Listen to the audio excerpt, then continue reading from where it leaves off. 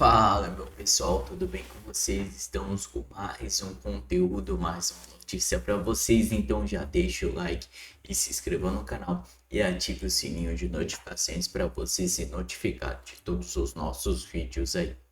Pessoal, e hoje estamos aqui com a Revista Oeste, todos os créditos ao canal deles, link tá na descrição e no comentário fixado. Pessoal, comente aí um bom dia, boa tarde, para ajudar demais esse vídeo chegar para mais pessoas. E aí, sem enrolações, vamos reagir ao vídeo. Lula, especificamente, é das coisas mais vergonhosas que você já poderia imaginar acontecer numa situação como essa, ou que poderia imaginar. É inacreditável que um governo que disse, através dessa pretensão de unificar polícias, de trazer todo o comando para Brasília, tirar o poder dos estados de combater a violência, ou seja, de combater o crime, se diga estarrecido. Estarrecido com exatamente o quê? Como é atribuído ao presidente Lula pelo Lewandowski, talvez o pior ministro da Justiça que esse país já tenha visto, se bem que ele compete com o Dino, então é uma competição alta. Estarrecido com o quê? Com áreas da cidade do Rio de Janeiro, do estado do Rio de Janeiro, completamente tomadas pelo crime? Porque isso já acontece há muito tempo. Como o Comando Vermelho, ou o Terceiro Comando, ou seja lá o que for, o nome dessas facções criminosas, esse já é um problema nacional, o governo, a única coisa que ele não poderia dizer é dizer-se estarrecido. Dizer que não foi chamado, ele deveria estar à frente do combate ao crime. E os estados, obviamente, ofereceriam todo o suporte, porque, claro, é nos estados, nas cidades onde acontece o problema. O governo federal não tem trabalhado nisso, esse é o ponto. O governo federal não tem feito nada de relevante nisso, em relação a isso. Este é o ponto. Os estados, quando vem o governador Cláudio Castro, que teve a coragem de colocar essa operação na rua, e também teve a coragem de dizer, olha, estamos fazendo isso sozinho, pedir ajuda e não aconteceu, não veio. Esses carros de combate, para usar a terminologia técnica, todo mundo conhece por tanque de guerra, que a Marinha tem, o grupo de fuzileiros navais, esses carros ficam no Rio, esses tanques ficam no Rio de Janeiro, não ficam em Rondônia. É exatamente no lugar onde ele precisava, ou seja, poderiam ser deslocados rapidamente. Acontece que o governo, que inclusive finge agora dizer que não sabia da situação ou que nada fez para combater a situação, agora tem que assumir a culpa que ele não quer, porque não há coordenação federal no combate às facções criminosas no país inteiro. Não é uma exclusividade do Rio de Janeiro. Nós temos problemas de crime organizado, de facções criminosas em São Paulo, no sul do país, no nordeste do país e no norte. Aliás, tem nomes específicos das facções criminosas. Eu tenho um problema hoje que vai pelos portos brasileiros, aeroportos brasileiros. Recentemente, uma operação aqui em São Paulo, no centro financeiro da Faria Lima, com a atuação do crime organizado também dentro da Faria Lima. Há alguma novidade nessa história? O governo federal não pode fingir surpresa, estar estarrecido, porque em algum momento há necessidade de quem convive com o crime de combatê-lo. Foi exatamente o que o Rio de Janeiro fez. E claro, quando você tem um combate, você tem perdas. Felizmente, com um número muito menor de soldados, de policiais militares e civis, porque eles estão combatendo o crime a favor das pessoas, do Estado. Agora, você tem um crime que toma o Rio de Janeiro há quantos anos? Se aquelas unidades de polícia pacificadora tivessem dado certo, coisa que não deram, a prova cabal está aí, hoje não teríamos essa situação. O que fez o governo Lula, que apoiou, naquele momento, o Sérgio Cabral, nessas UPPs, como eles chamavam à época? Acontece que deixaram rolar solto, inclusive com essa decisão do Supremo Tribunal Federal, que o governador Castro, também do Rio de Janeiro, tem explicado claramente. Isso tirou o poder do Estado. Imagina, como ele diz, a gente vai trazer um trecho dessa entrevista, se você tirasse a polícia da Zona Sul. Quer dizer, você não tira a polícia da Zona Sul do Rio de Janeiro porque as pessoas vão ficar desprotegidas. Mas se a polícia não pode entrar na favela ou na comunidade, como quer que você queira chamar essa situação, você está deixando aquelas pessoas desprotegidas do Estado. Ficam na mão de quem? Dos traficantes. São exatamente esses traficantes, esses criminosos que a polícia do Rio de Janeiro enfrentou agora e felizmente tomou essa decisão. Bom, antes de seguir com os comentários, queria trazer alguns trechos aqui de uma coletiva de imprensa concedida pelo diretor da Polícia Federal, Andrei Rodrigues, e também o ministro da Justiça, Ricardo Lewandowski. O diretor da PF, Andrei Rodrigues, disse hoje que a entidade foi comunicada da operação, mas que se recusou a colaborar. Houve um contato no nível operacional, informando que haveria uma grande operação e se a Polícia Federal teria alguma possibilidade de atuação na sua área, no seu papel. Nós identificamos a partir aí a nossa equipe, volto a assistir, do Rio de Janeiro, a partir da análise geral do planejamento, não tivemos detalhes mais do planejamento. A partir dessa análise geral, entendemos que não era o modo que a Polícia Federal atua, o modo de fazer operações. Então, nós informamos, e aí eu volto a assistir, o colega do Rio de Janeiro informou o seu contato operacional que a Polícia Federal segue o seu trabalho de investigação, de polícia judiciária, fazendo o seu trabalho de inteligência, mas que naquela operação que é do Estado, tinha mais de 100 mandados, salvo engano, para cumprir, do Estado do Rio de Janeiro, nós não teríamos nenhuma atribuição legal para participar e, portanto, não fazia sentido a nossa participação. Bom, a declaração do diretor da PF, Andrei Rodrigues, chegou a ser interrompida pelo ministro da Justiça, Ricardo Lewandowski. Se passe. Então houve uma comunicação. Me permita, por favor. Olha, a comunicação entre governantes, entre o governador de estado e o governo federal tem que se dar ao nível das autoridades de hierarquia mais elevada. Então, essa operação, uma operação deste nível, deste porte, não pode ser acordada num segundo ou terceiro escalão. Então, se fosse uma operação que exigisse a interferência do governo federal, o presidente da República deveria ser avisado, ou o vice-presidente que estava respondendo pela presidência, ou o ministro da Justiça e Segurança Pública, ou o próprio diretor-geral da Polícia Federal. Bom, segundo um ofício enviado ao ministro da Defesa, José Múcio Monteiro Filho, com data de 28 de janeiro deste ano, o governador do Rio, Cláudio Castro, solicitou a cooperação e o apoio logístico da Marinha do Brasil por meio do fornecimento de veículos blindados para atuar em intervenções policiais em áreas de risco no estado do Rio de Janeiro. Já num outro documento enviado no mesmo dia pelo delegado da Polícia Civil, Felipe Cury, também há um pedido ao Ministério da Defesa para disponibilizar veículos blindados com os respectivos operadores e mecânicos, com o objetivo de apoiar as intervenções policiais em áreas do estado.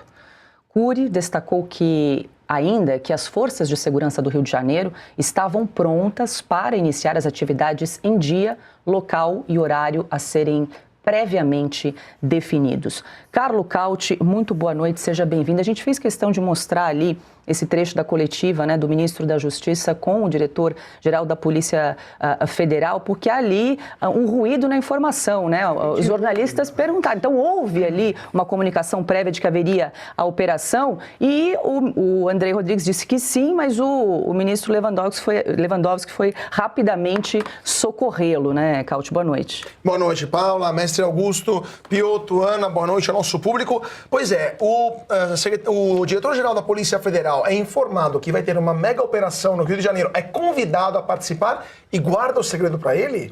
Não pode comunicar para ninguém, nem para o superior direto, que é o ministro da Justiça, e eles pretendem que a gente acredite numa balela desse tamanho.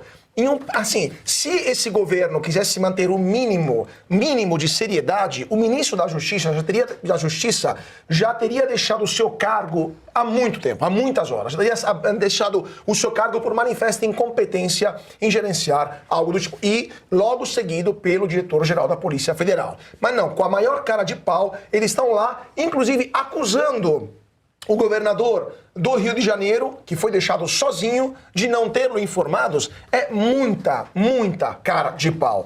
Inclusive porque o governador, a gente viu o documento em janeiro deste ano, solicitou ao Ministério da Defesa a disponibilidade de blindados, seja 10 meses antes da operação. Mas eles acham que iam fazer o quê com blindados? Fogos no Carnaval do Rio? Iam desfilar na Sapucaí no Carnaval? Mas do que estamos falando? Em Brasília, temos governantes ou temos pessoas que estão lá achando que estão brincando enquanto o Rio de Janeiro é tomado pelo narcotráfico? Um quarto dos cariocas, um carioca a cada 4 mora em favelas que são muitas vezes dominadas pelo tráfico e não apenas com pessoas que estão distribuindo entorpecentes. São milicianos que estão bloqueando as avenidas, os acessos para essas favelas, colocando essas barricadas que a gente viu e que só são possíveis serem removidas com esse tipo de blindados, porque eles estão marcando o território. Eles estão criando um estado dentro do estado, onde eles obrigam os moradores que são reféns deles, em verdadeiros, esses sim, campos de concentração, onde os traficantes dominam, e os moradores, que são as vítimas, só podem comprar o gás superfaturado deles, só podem comprar a internet superfaturada deles, tem que pagar ou aquilo que eles chamam de caixinha, mas na verdade é a obrigação de pagar, como que fala, é o racket, como se fala em inglês, que eles são obrigados a pagar, ou então morrem.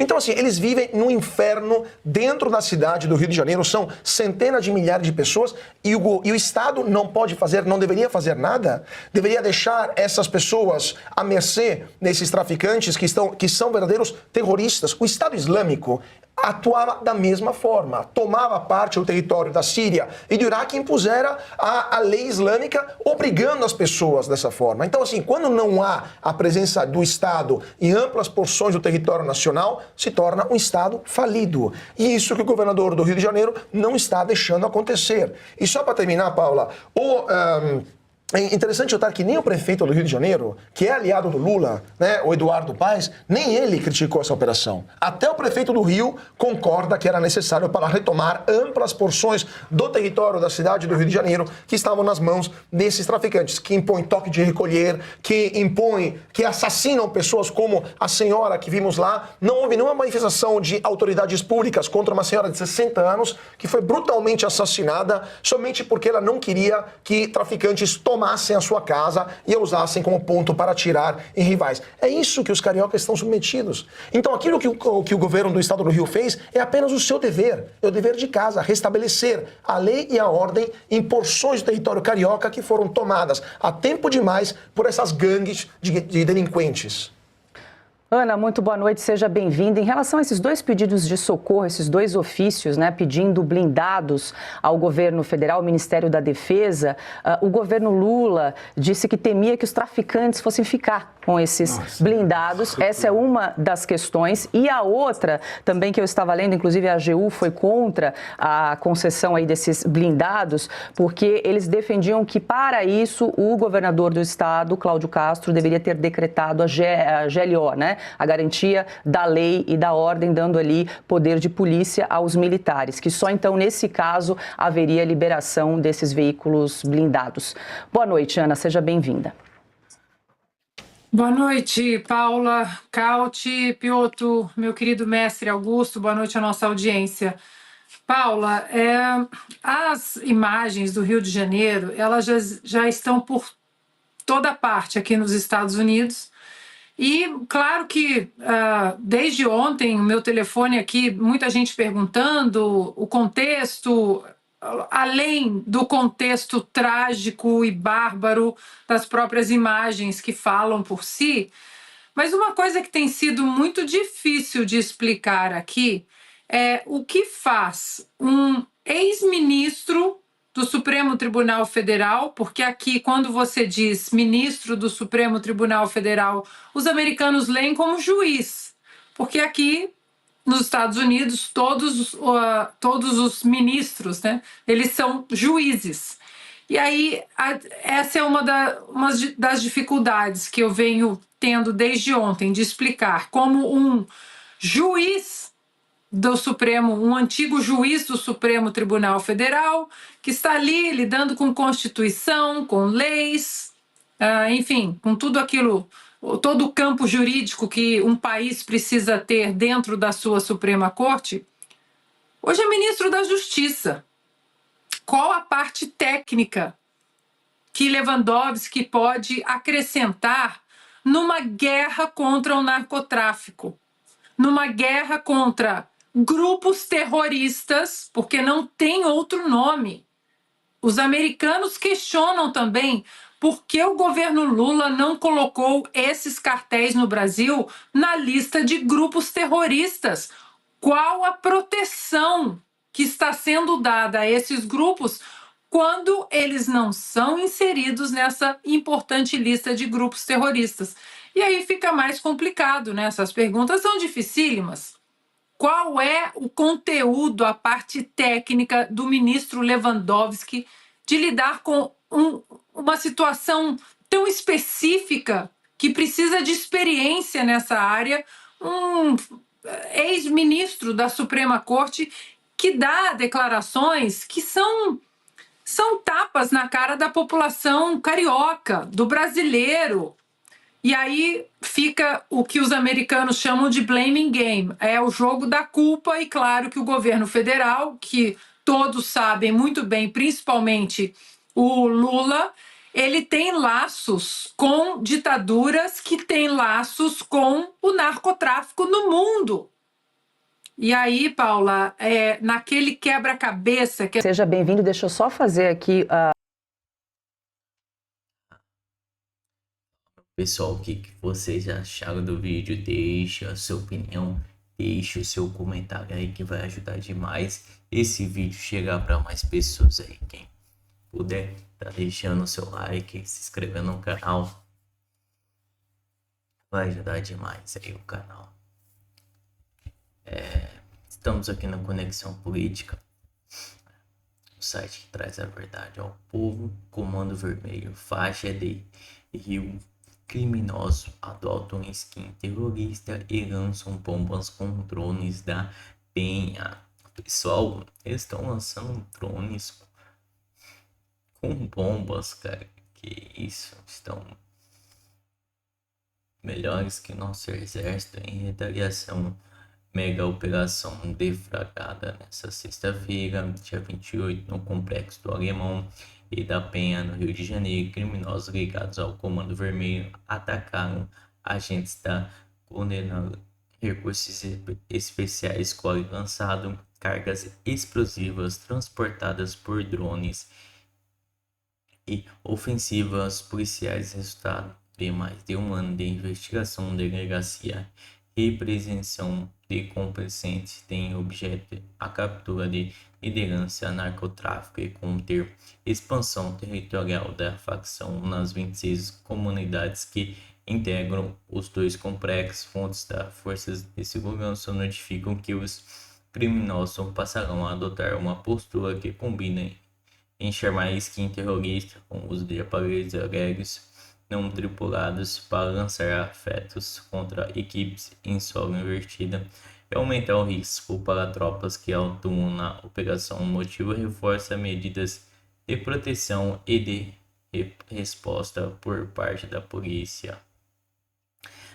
Na operação reúne policiais militares do Comando de Operações Especiais, unidades operacionais da PM e da capital da região metropolitana, agentes da CORE, delegacias especializadas distritas, integrantes do Departamento do Combate à Lavagem de Dinheiro e profissionais da Subsecretaria de Inteligência da Polícia Civil, promotores do Ministério Público Estadual apoiam a ação para substituir medidas judiciais buscas por ordem de prisão.